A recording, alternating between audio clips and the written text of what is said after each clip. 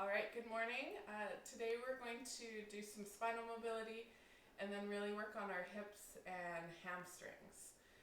So to start, we're going to start with our cat camel. So we'll start on all fours, shoulders stacked over the wrists, hips stacked over the knees, and we'll just start with just a gentle flow. So starting at the low back, trying to move one segment at a time, and just reversing the direction. So just a couple gentle ones, not worrying too much about the movement, just warming up as it's our first movement of the class. We'll just do a couple more general ones. Just paying attention, where do you feel more stiff or restricted? So that when we go into segmental cat-camel, we can pay a bit more attention to those areas. So let's come back to neutral together. And then we're going to start at that pelvis low back area. So you're going to imagine sticking that tail or those sit bones up towards the ceiling as you sink that belly button down towards the floor. And then one at a time, try to move each segment into extension. Once we get to that chest, imagine that arrow coming out of the heart and pulling it through the shoulders, head and neck come last. And then let's reverse that direction. So chin to chest. Trying to unwrinkle the back of the neck. And then rolling up through the shoulders, unwrinkling that shirt, one segment at a time. When we get to that low back, really think about pressing that up towards the ceiling, pulling that belly button in, and tucking that tail under. Let's reverse again. So movement starts at that pelvis, belly button to the floor, sinking that chest down first, and then through the shoulders, head and neck come last. And reverse.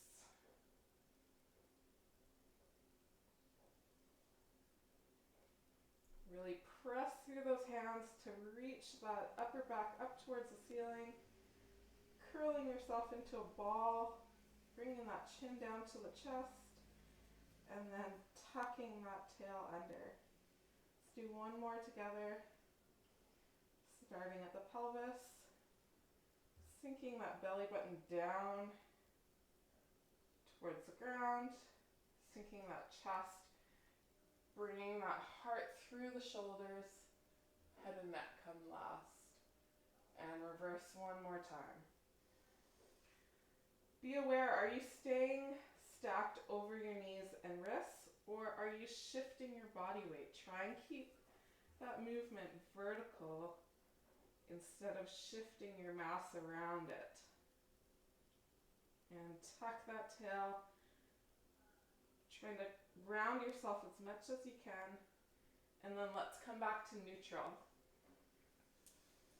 Now we're going to reverse it.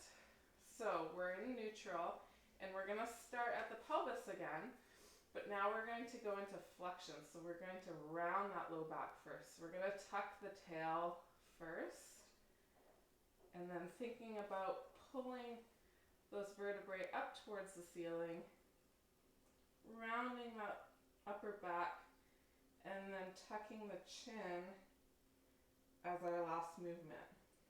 Then we're going to reverse this. So head and neck come first, then I'm going to sink that chest down and through the shoulders, and then start to arch that low back, sticking those sit bones up towards the ceiling.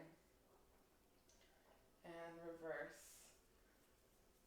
Tuck that tail, start rounding that lower back first, curling yourself into a ball in the opposite direction. Chin to chest comes last. And reverse. I find find this one a lot more challenging to control. Feels a little bit more unnatural to me. This is something I need to work on. And again, pay attention. Are you shifting your body weight or are you staying stacked? And isolating that movement through the spine versus just shifting your body weight.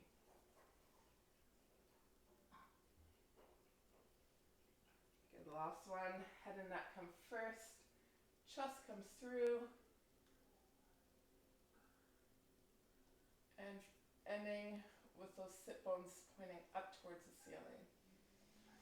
Let's just widen the knees a little bit, and we'll do a little hip warm up before we get too much into our mobility there.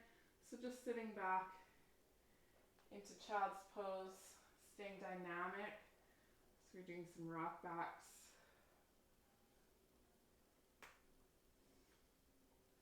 Play with the width of the feet a little bit, see how it changes. Where you feel a stretch in the hips.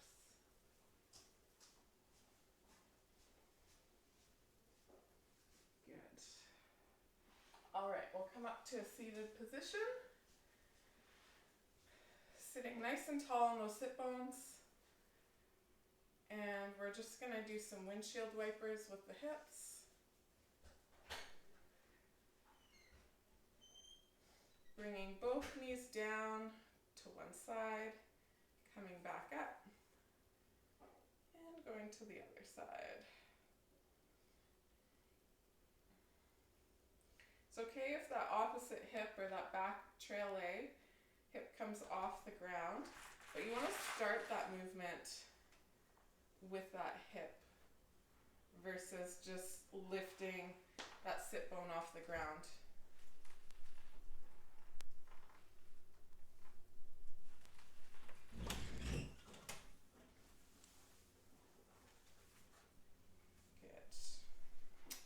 All right, we're gonna come up into a more seated position. So this is where if you struggle with sitting flat on the ground, you can prop yourself up with a block or a book. And we're just gonna take a few breaths in our bear sit position.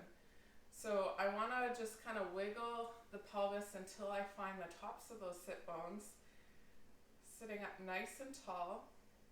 Gonna hold on to either my ankles or my shins, whatever allows me to get to be able to stay upright without collapsing through that low back.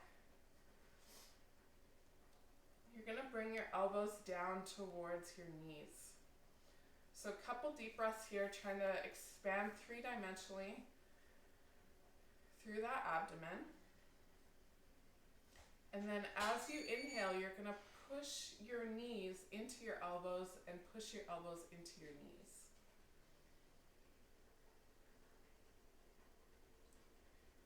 Okay, we're gonna hold this for 10 seconds. And then relax, we're gonna reverse it. So you're gonna pull your knees down towards the ground to try and kind of pry your hips open a little bit more. So I'm squeezing the glutes, I'm pulling my knees apart.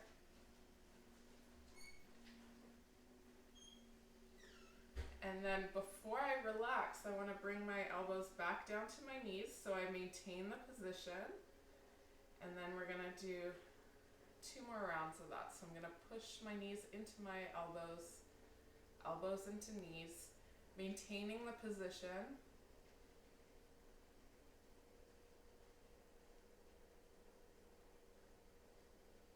And then reverse, pull those knees apart, drive those knees down to the ground by squeezing the glutes and actively pulling yourself deeper into the stretch.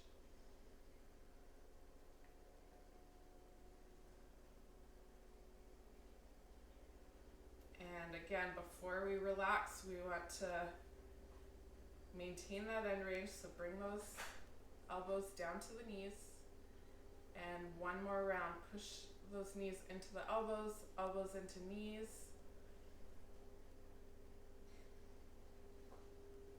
Make sure we're staying nice and tall so that movement It's actually coming through the hip crease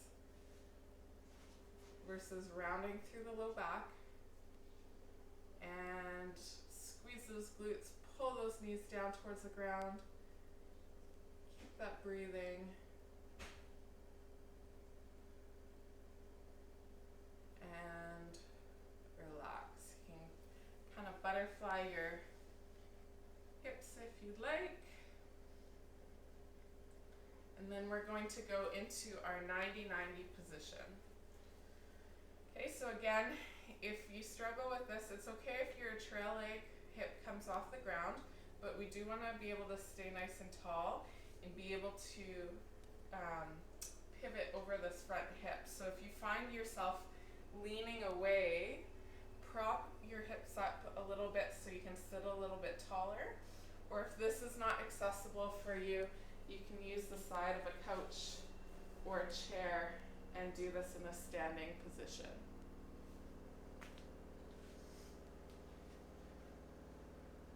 So we'll get into that 90-90. We'll start with the left leg forward. So we can all do this together. And you're going to take your trunk and you're going to rotate your hips. So you're going to push your right hip forward and pull your left hip back so that you can pivot over that front leg, which is that left side. If you need blocks or some support for your hands, that's okay, but we still want to keep this active. So I'm actively pulling my right hip, or pushing my right hip forward, pulling my left hip back, and then we're going to take the chest staying nice and tall, nice and long through that spine, and we're going to actively pull the chest down towards that left thigh. So again, you can use your hands for support or balance, but I'm actively pulling myself into that stretch versus using my hands to collapse forward. If you want an extra challenge and heaten it up a bit, you can put your arms across your chest and stay active through the whole movement. So we want to load that left hip. We want to kind of continue to pull it back as we bring that chest forward. Let's just do a couple reps of those on your own and just feel what it feels like to use your hands for support. Maybe you can get a little bit deeper, so you might want to use that extra support so you can get to end range. Or when you're active, does it just lighten things up a little bit more, but maybe you don't get as much range? So decide what you want to work on today. I like to imagine there's an orange between my thigh and my trunk, and I'm trying to squish it to make juice. Okay, so we'll just do a couple of those. And if you struggle with maintaining that rotation, each time you can reset and kind of push that right hip forward, pull that left hip back, and then hinge. So it's almost like a pivot and then a hinge. Do 2 more of those.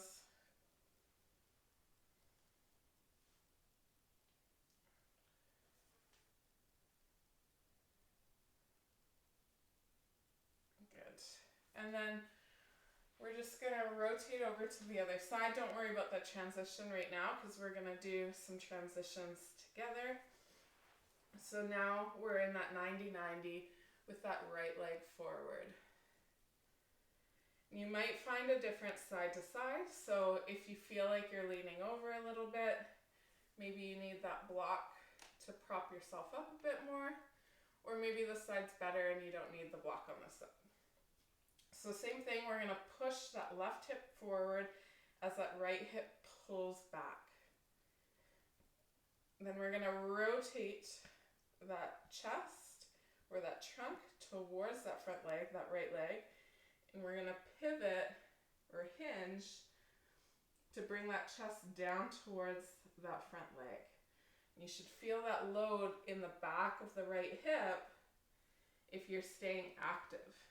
If you don't feel anything, it means you're not loading that hip and you're just collapsing forward. So really think about loading that right hip. almost like you're continuing to pull back towards the wall behind you, and then pivoting and hinging that chest towards the thigh. And again, maybe you need a bit more upper body support on this side, that's okay. Just make sure you maintain the active hinge. I find on this side it's my more restricted side, so I like to kind of warm it up with a little bit of support first, so that I can teach my body that, hey, I can actually go into this position before I make it a little bit harder and go hands-free. So just do a couple more of those on your own.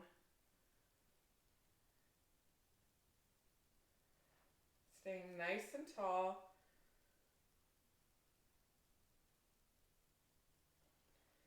And last one. Good. Let's come back to our bear sit. So sitting up nice and tall, and then doing a couple more windshield wipers. Just to get those hips moving again before we go into some internal rotation and then our transitions.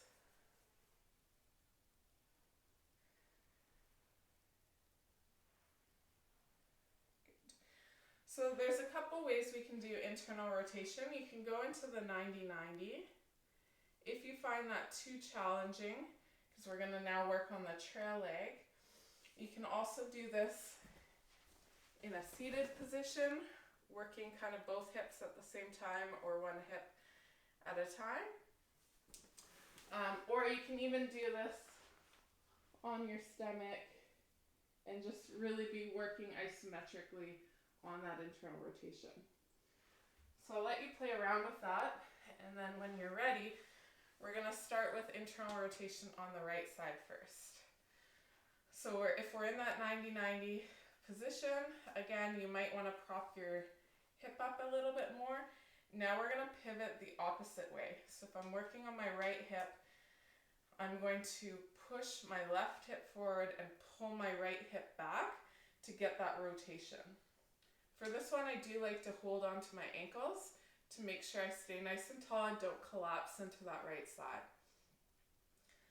So I'm going to rotate, pivot, and then I'm going to squeeze my glute as hard as I can, and then almost think about lifting my foot up towards the ceiling.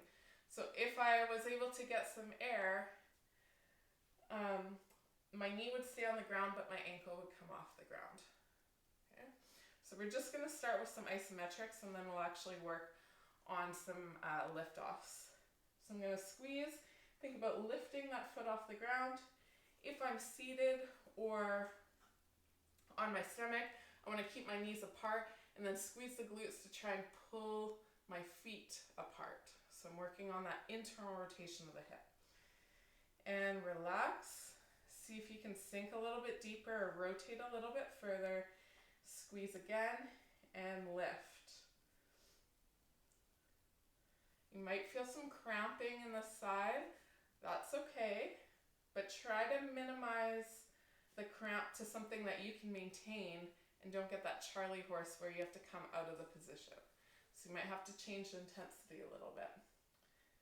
And relax. One more. See if you can sink deeper, and squeeze and lift.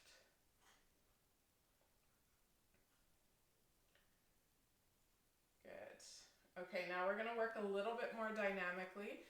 So if you are in the 90-90 position, you can use your hands for support. You're going to squeeze, and then you're going to pivot that chest towards the left leg, and then lift the right leg up off the ground. So knee stays on the ground, ankle comes up towards the ceiling. It's really important that we get that isometric squeeze first, so we maintain as much internal rotation as possible before we pivot. Whereas if we go into the pivot first, then we're not going to get end range on that trail leg. If you are on your stomach or in a seated position, we're just going to work that internal rotation dynamically. So kind of bringing the ankles together and then actively pulling them apart. Okay, so in your 90-90, you're going to squeeze that first. We're going to try and get some air, but maybe we don't get any yet. And then we're going to pivot. We're going to bring that left hip back. We're going to pivot towards that left leg, and we're going to hinge forward. So our leg is going to naturally come up off the ground, but we're actively maintaining that internal rotation. And then let's come back down. Same thing, we're going to squeeze first, then we're going to pivot, then we're going to hinge forward. So the back leg, the trail leg shouldn't lag or drop as we hinge forward. We want to keep that active through that right hip. One more, squeeze, and then try to hinge over, right leg up towards the ceiling. Good. All right, you can windshield wiper a couple times before we go on to the other side. And now we got right leg forward, left leg back.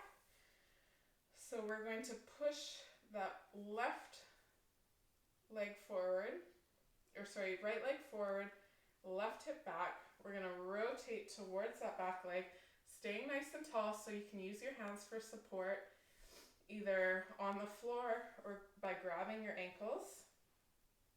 And we're going to squeeze that left glute and lift that foot up towards the ceiling. So if you were in a seated or on your stomach position, you might have increased your range a little bit to try the 90-90. If it's still not accessible for you, just continue to do the seated or stomach position. And relax. See if you can sink a bit deeper, but don't collapse through that left side. Stay nice and tall. Squeeze that glute, then lift that leg up towards the ceiling.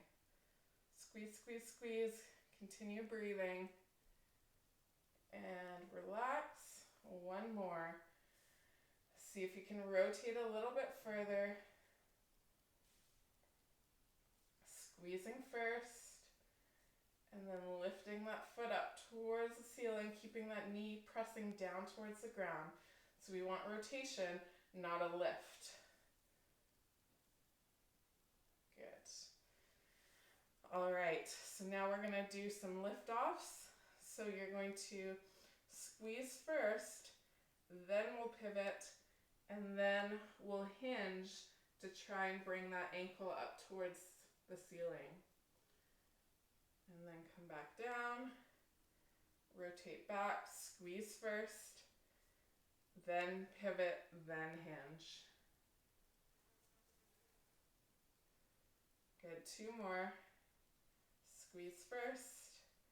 Keep that knee pressing down towards the ground. We want rotation in that hip.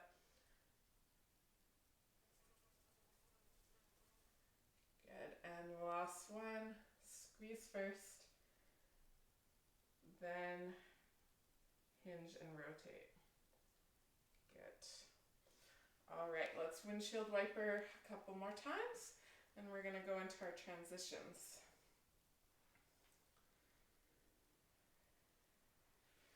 Good. So we'll start in our bear sit. If you're not able to sit on top of your sit bones, you can still do the transitions, but we're going to decrease the amount of hip flexion by leaning backwards and having your hands support your back. And then you can still go into those transitions. It'll just be a little less demand. But we want to keep it active, so you're not collapsing, you're staying nice and tall while leaning back, and you're actively pulling yourself into each position versus just windshield wipering.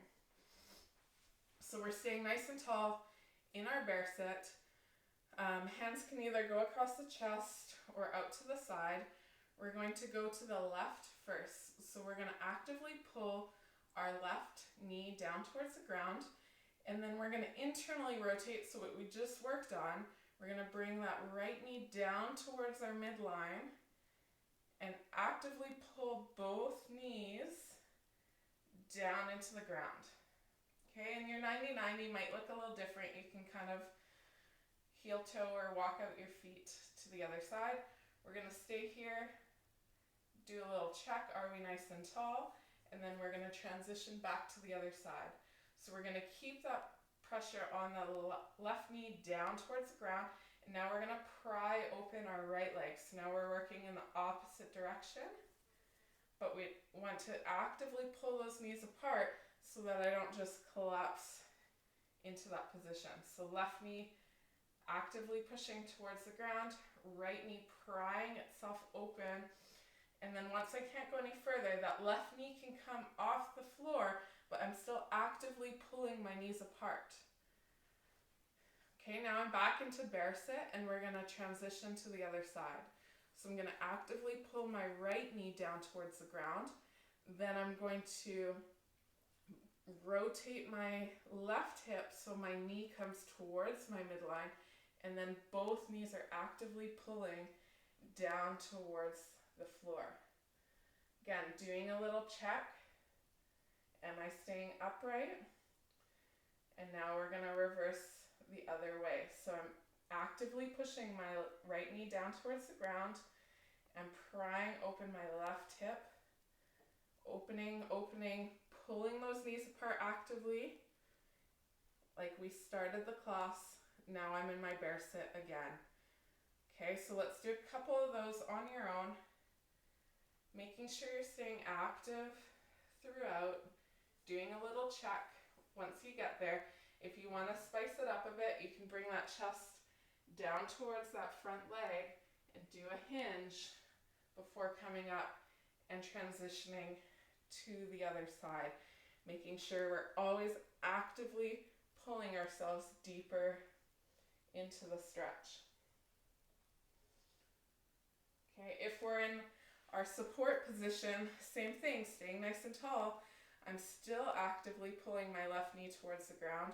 I'm still rotating my right knee towards that midline and actively pulling both knees down and then reversing it.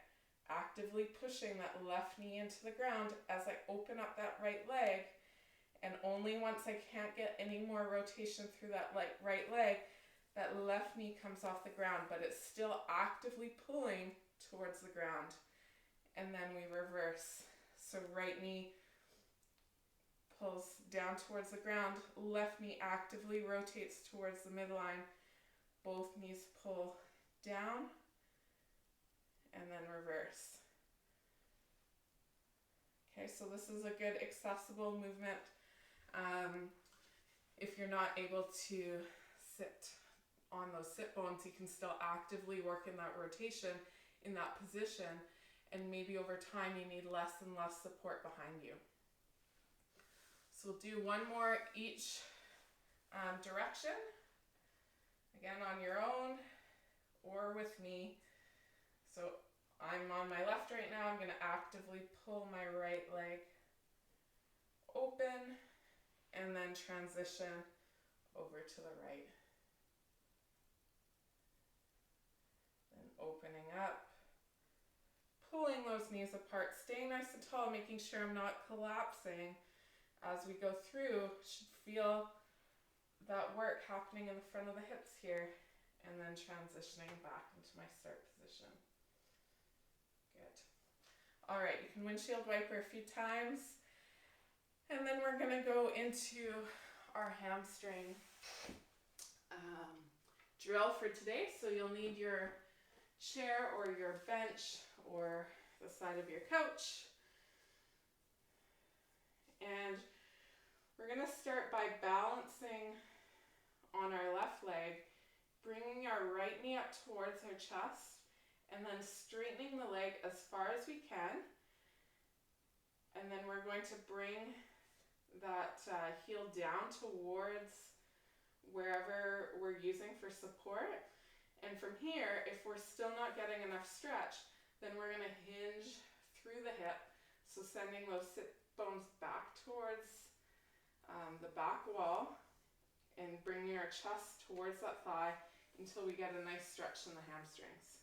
You can have a soft bend in the knee, whatever you need to feel that stretch in the belly of the hamstring. So I want it to feel in the meaty part, not behind the knee. So bend your knee as much as you need to until you feel that stretch in the meaty part of the hamstring. So from here, we're going to take a couple deep breaths. I like to put my hands on my sides so I can feel that three-dimensional expansion with my breath.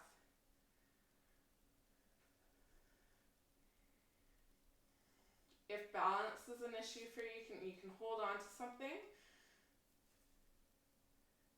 because I want you to be able to control the actual stretch and not feel like you're spending all your energy trying to keep yourself upright. So if you need to, hold on to something for support. All right, we're gonna do a couple contractions here to strengthen this range. So a lot of people do a lot of hamstring stretches, but they never strengthen the hip flexors to actually control that positioning of the hamstring. So we're gonna start by pushing our heel down into the bench or the chair. So we're engaging that hamstring in a lengthened position. So I'm driving my heel down, staying nice and upright.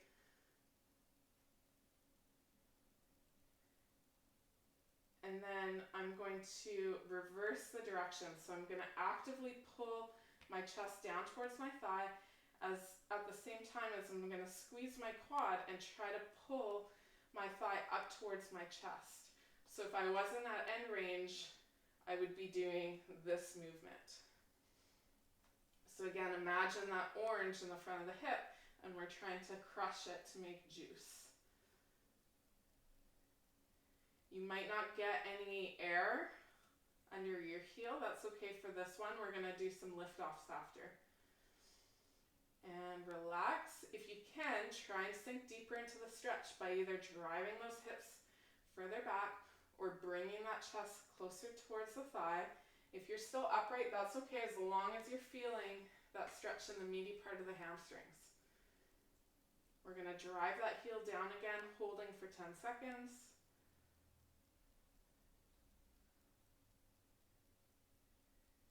And then squeeze that thigh first so we don't get any movement through the knee. And then actively pull that thigh towards the chest, chest down towards the thigh, sending those hips back, increasing that stretch, increasing that engagement in the front of the hip. And relax. See if you can sink a little bit deeper. And last round, drive that heel down.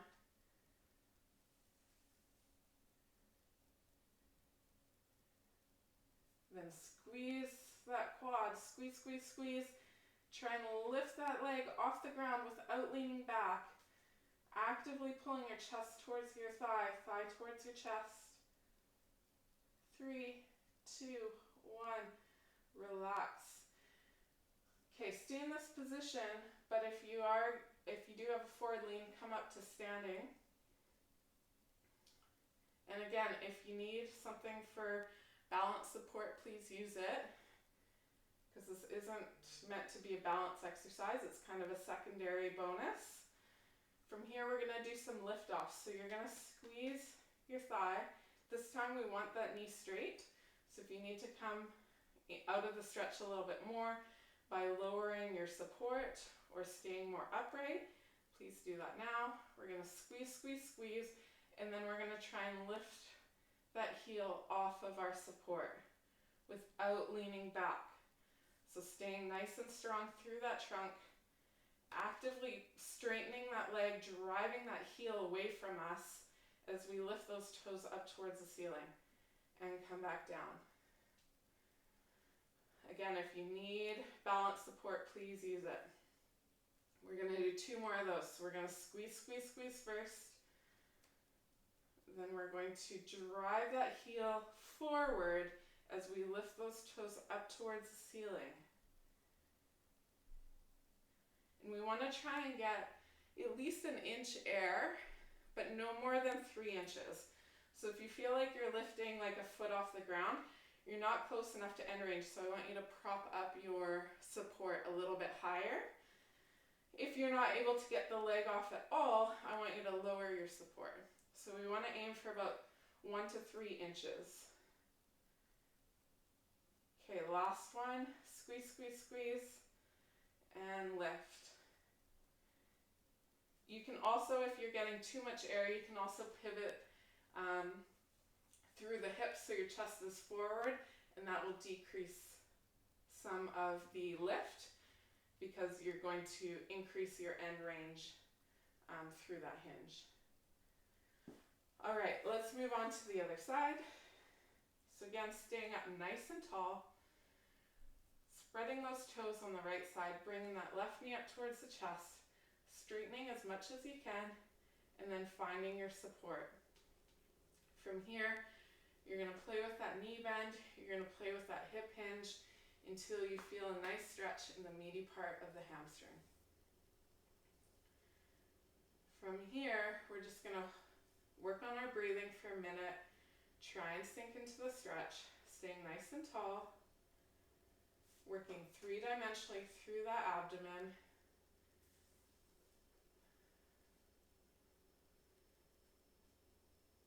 Paying attention, am I staying aligned with my hamstring, or is my foot turning out to the side?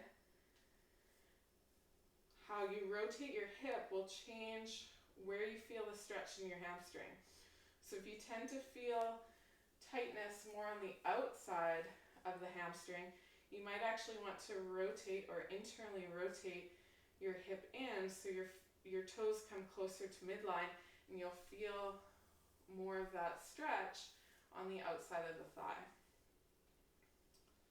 All right, we're going to start our contractions. We're going to drive that heel down into the floor or the bench, engaging that hamstring in its lengthened position.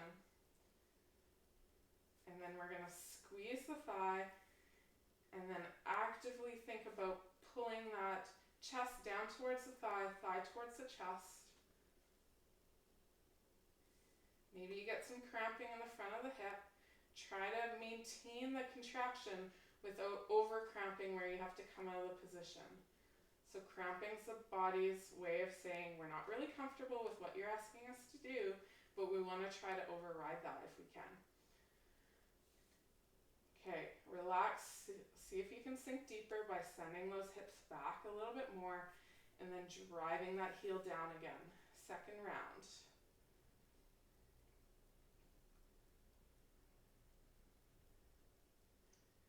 Good, now squeeze that thigh, actively pull that chest and thigh together, hinge deeper, send those hip bones back, and relax. One more round, stay nice and tall, see if you can sink deeper, and then drive that heel down.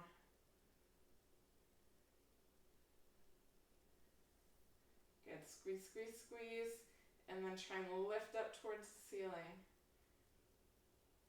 Actively pull that chest down.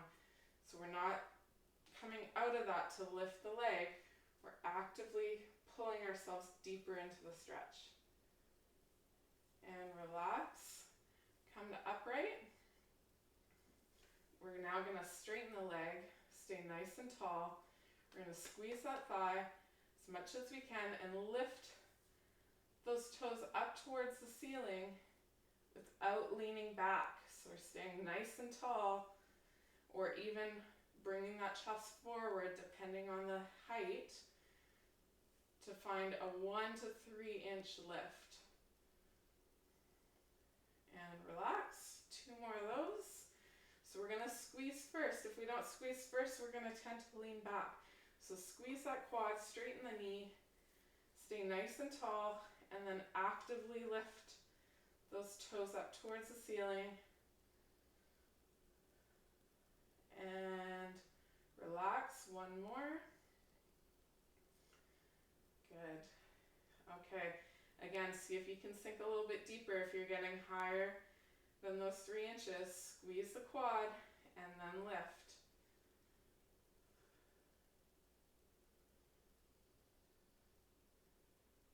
Good. Okay, slowly come out of that. And just to finish it off, we're going to do a couple segmental toe touches. So we're going to mix a toe touch with our segmental cat camel. We're going to tuck the chin to our chest and curl down, keeping our chest close to our body, reaching down towards our toes. A breath or two here before curling ourselves up in the opposite direction. So now we're integrating that segmental cat camel and the hamstring work that we just did.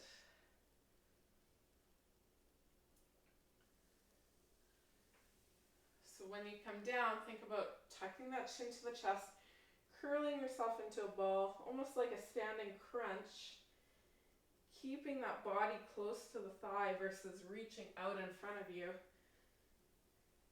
and then actively pulling that chest towards the thighs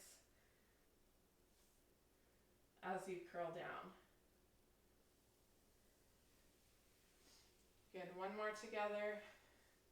Tuck that chin, curl yourself down, mini standing crunch. Keep that body close to the thighs. Actively pull that chest towards the thighs as you graze your shins down to go and touch your toes. And then reverse in the opposite direction. If you feel like you need to do a couple windshield wipers or more gradual cat camels to finish it off, please feel free. Today's class was in support of Victoria Literacy Connection Society, if you have the means to donate. If not, that's okay too. I thank you for joining me and hope you have a great day.